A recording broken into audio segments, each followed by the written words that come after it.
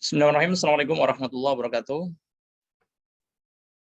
Alhamdulillahirrahmanirrahim. Asyhadu an la ilaha illallah wahdahu la syarikalah. Asyhadu anna Muhammadan abduhu wa rasuluhu. Allahumma sholli ala Muhammad wa ala alihi wa sahbihi wa man walah. Alhamdulillah pagi ini kita bisa bertatap muka walaupun tidak secara langsung.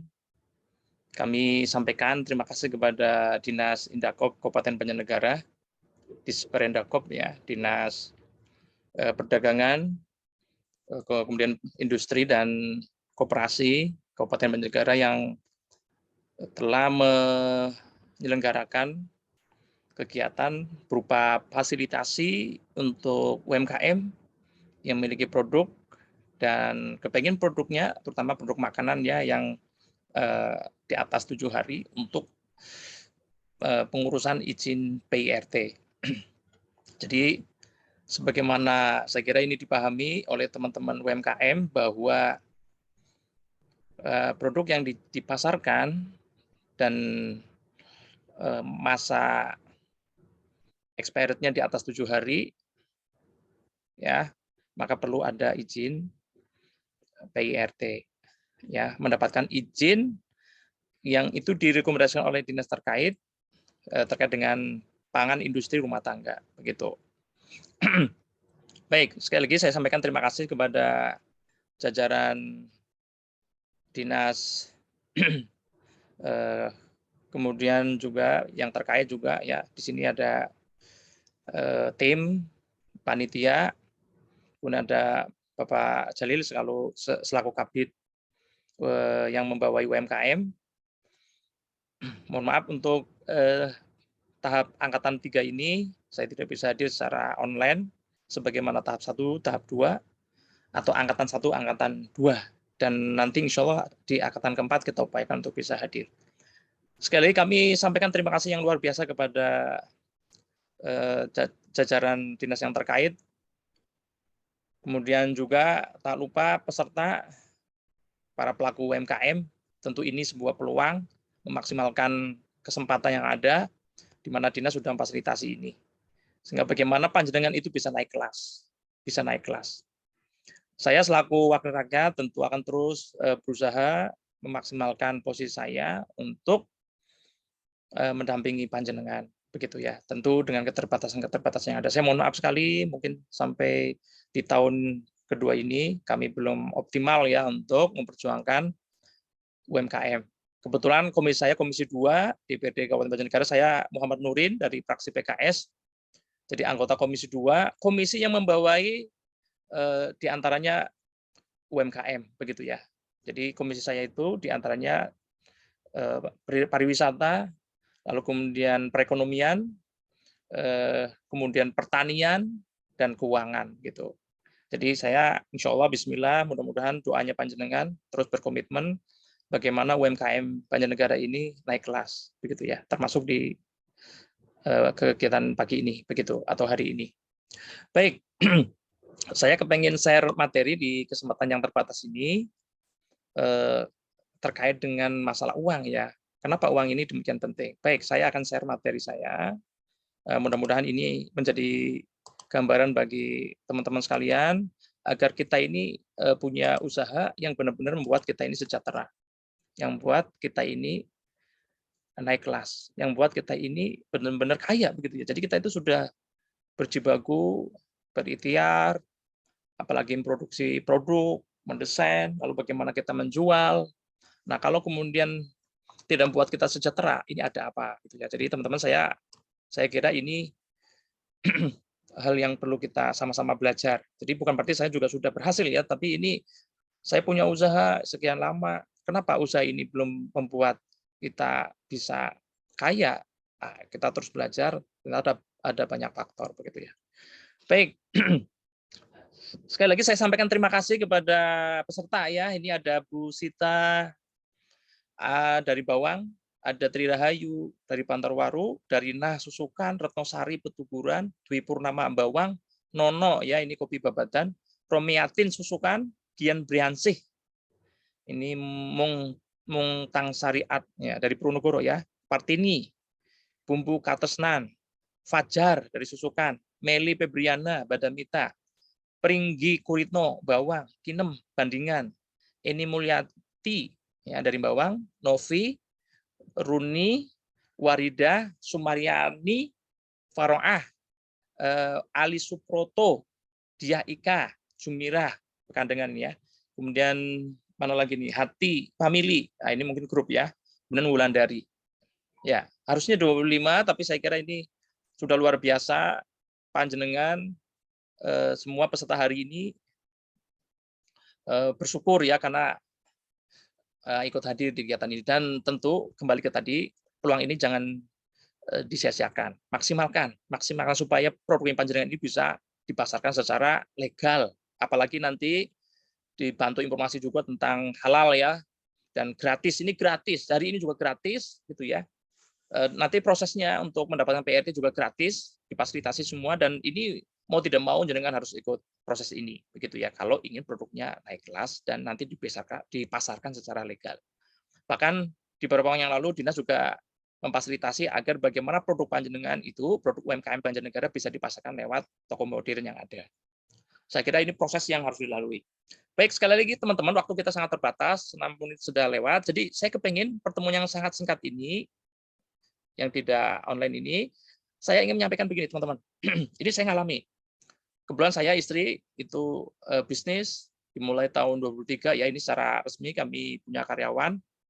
Pernah karyawan kita itu 28 dan hari ini pandemi tentu ada proses ya sampai ya harus berkurang begitu.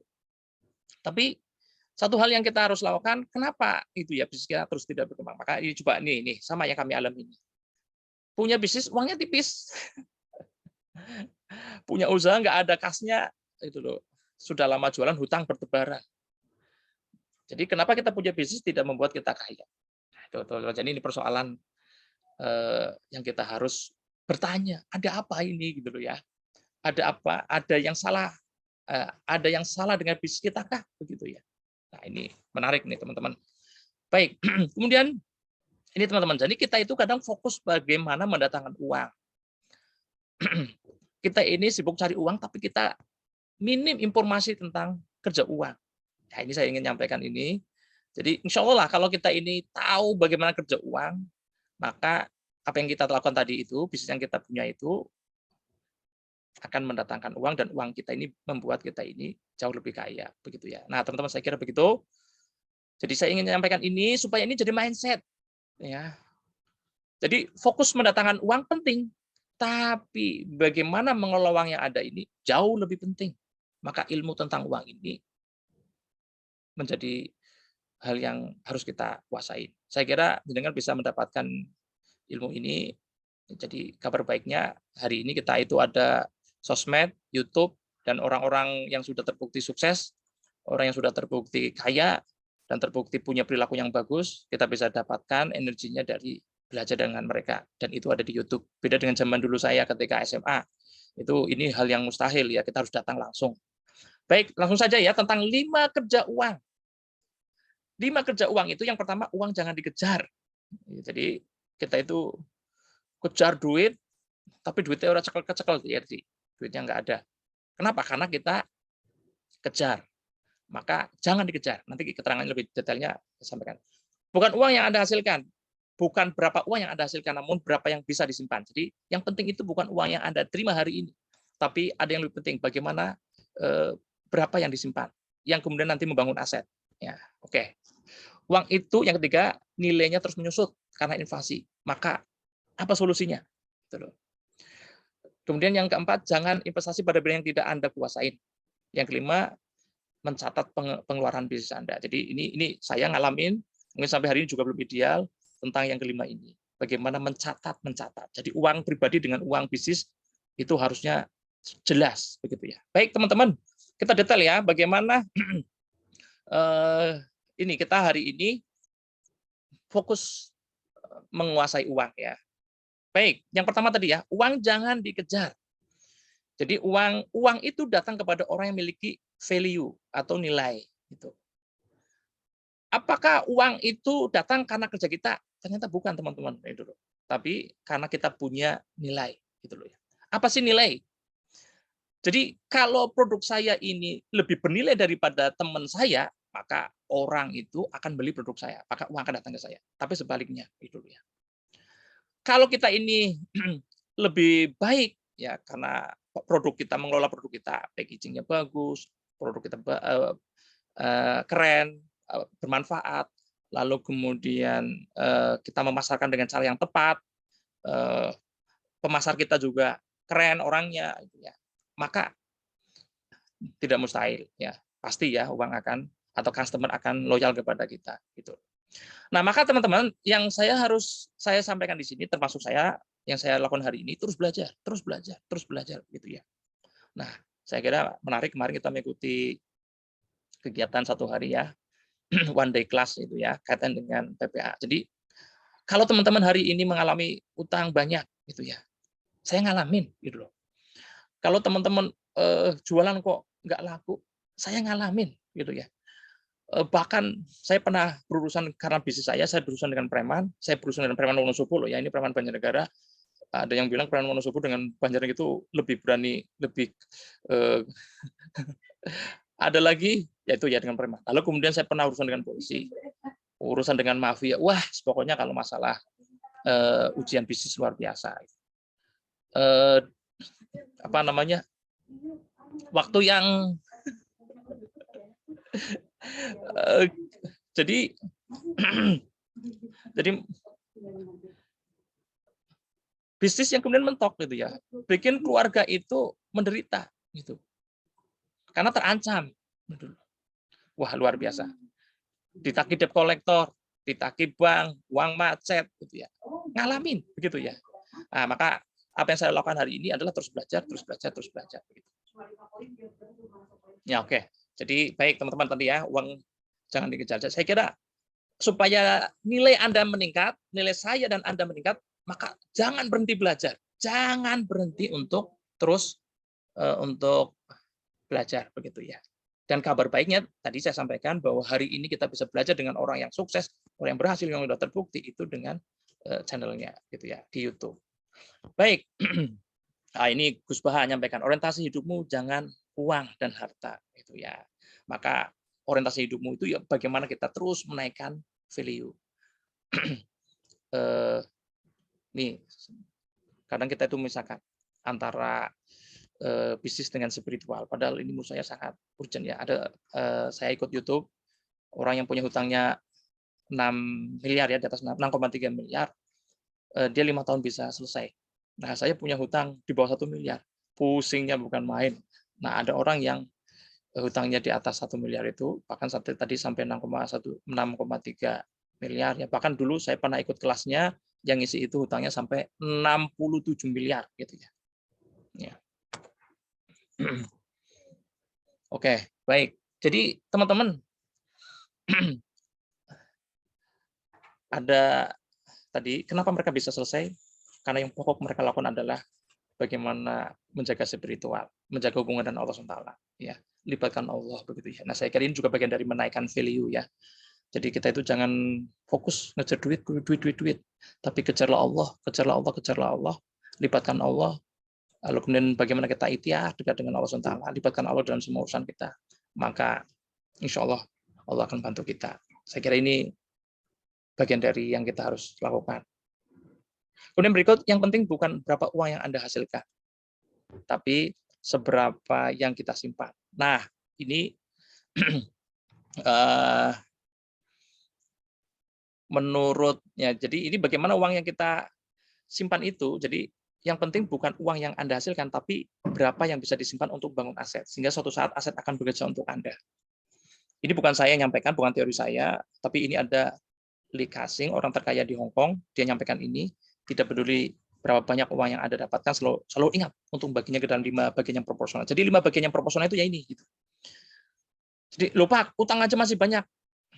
Ya bagaimana sekarang sisa yang ada itu, yang kita terima itu kita maksimalkan di 5 bagian ini. Ada kebutuhan pokok, ada lifestyle, ada tabungan, ada ziswaf, ada darurat. Nah, ketika kita masih punya utang, saya kira lifestyle kita harus tahan dulu. Tapi bab ziswaf, zakat ini jangan sampai ditinggal karena kita ingin mendatangkan pertolongan Allah SWT. Ditabung, iya, gitu loh ya. Dipaksa, gitu loh. Walaupun mungkin kita mulai dari nilai yang misalnya ya per bulan kita mampu 50.000, nggak apa-apa itu. Tapi itu kita harus mulai. Karena kalau kita kecil-kecil itu kita bisa kelola, ada yang ditabung, maka ketika kita punya uang banyak juga bisa ditabung. Saya punya pengalaman, ada orang dapat warisan, nilainya di atas 1 miliar, dia bangun rumah. Yang penting uang ada di cash itu berapa. Tapi ternyata ketika dia tidak mampu mengelola itu, jadi dia kaya itu hanya sebentar. Warisan yang dia terima itu bukan membuat dia kaya sepanjang masa, tapi hanya beberapa saat. Baik, teman-teman, saya kira ini hal penting ya. Apalagi bisnis kita sudah lama. Harus disiplin, disiplin dan disiplin. Baik, catatlah uang Anda. Buatlah pembukuan atau catatan pemasukan dan pengeluaran uang Anda. Ya, ini uang itu nilainya terus menyusut. Ini yang keempat ya. Karena inflasi, maka ada yang harus ditabung.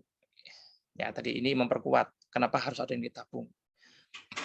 Dan saya sarankan nabungnya di emas, walaupun bisa aja di saham. Tapi ini kan karena tadi barangkali kita punya keterbatasan dengan uang cash yang kita terima. Nah, ini kebetulan ada perusahaan yang menawarkan uang emas batangan, ya, EOA Gold, ya. Jadi, Masya Allah ya, ternyata luar biasa nih. Jadi ini kalau dijual, kalau emas dunia naik maka harganya naik. Beda dengan emas perhiasan ya. Itu kadang kita karena ada ongkos nyetaknya. Tapi kalau model seperti ini ya, EOA Gold ini. Lupak itu mahal, ada yang murah. Ada yang harganya cuma 30-an ribu gitu loh. Nih, namanya baby gold gitu ya. Yang 0,25 itu. Masya Allah. Jadi hari ini nggak ada alasan semuanya itu, gitu. Nggak ada alasan. Loh, Pak, kenapa kita harus nyimpan di emas itu loh? Nah, gini, saya kira ini panjang ya kalau saya harus terangkan detail. Tapi nyun sewu, saya sudah punya pengalaman benar. Ketika nyimpan uangnya, nabungnya di uang, apalagi di ATM. Waduh, kepengen banget gitu. Atau nyuang cash di rumah. Saya pernah punya bisnis hitung-hitungan di atas kertas untung, tapi karena cash saya pegang, maka ada yang kebablasan, kepake nggak sadar begitu ya. Nah, tapi kalau seperti ini teman-teman, itu ini akan menjaga aset kita itu ya, menjaga kekayaan kita. Minimal kalau ini disimpan oleh istri, istri akan happy ya. Ibu-ibu tentu akan lebih bahagia ketika menyimpan uang berupa emas itu ya. Karena ini supaya ini konon itu ya. Jadi emas itu bikin happy. Ada hormon yang menyebabkan ya Kak. Kalau ini dipegang oleh perempuan loh ya, karena untuk kita muslim laki-laki tidak berlaku ya. Jadi supaya istri tidak rewel, pegangin seperti ini, dikasih simpanan berupa emas itu ya. Ya, ini menarik, saya kira akan detail. Dan Masya Allah ya, ini EOA Gold ini tidak hanya bisnis ya, tapi bagaimana ini membangun peradaban gitu ya, membangun kejayaan kita umat ya, ini dengan lewat emas ini ya. Baik, yang penasaran tentang emas ini nanti bisa lebih lanjut ya. Jangan investasi pada bidang yang Anda tidak kuasai. Ini saya sering dan ini terus berulang dan berulang. Investasi bodong gitu loh. Dalam kondisi pandemi seperti ini, saya bilang masyarakat tidak bisa ngeluarin uang gede. Ternyata karena iming-iming mereka mau sampai pinjam, bahkan sampai menggadaikan aset yang bukan miliknya untuk mendapatkan pinjamannya, kemudian pinjaman ini kemudian diinvestasikan dan akhirnya nangis begitu ya, karena investasinya ternyata tidak profitable gitu loh. Saya kira begitu. Terakhir saya ingin menyampaikan ya, ini 5 cara kerja uang ini. Kejarlah surga, maka uang akan mengejar Anda gitu ya. Jadi teman-teman clear, saya ingin menyampaikan ini 5 cara kerja uang ini. Yuk kita sama-sama perbaiki bisnis kita supaya uang ini bisa, yang kita cari ini bisa membangun kekayaan kita. Bukan tadi sebaliknya. Tambah pusing, tambah utangnya, nauzubillah ya. Maka teman-teman ayo terus belajar, naik kelas, menaikkan value, menaikkan kualitas kita dengan terus belajar, menaikkan ilmu kita. Kemudian juga terus belajar bagaimana kita dekat dengan Allah SWT, melibatkan Allah dalam bisnis kita. Insya Allah ke depan lahir para pengusaha-pengusaha yang kuat ekonominya, kuat bisnisnya, dan mereka sejahtera dan mampu mensejahterakan. Amin ya rabbal alamin. Terima kasih. Mohon maaf atas segala kekurangan. Assalamualaikum warahmatullahi wabarakatuh. jam 8, bukan 5 jam 10. Apa bukan sekali?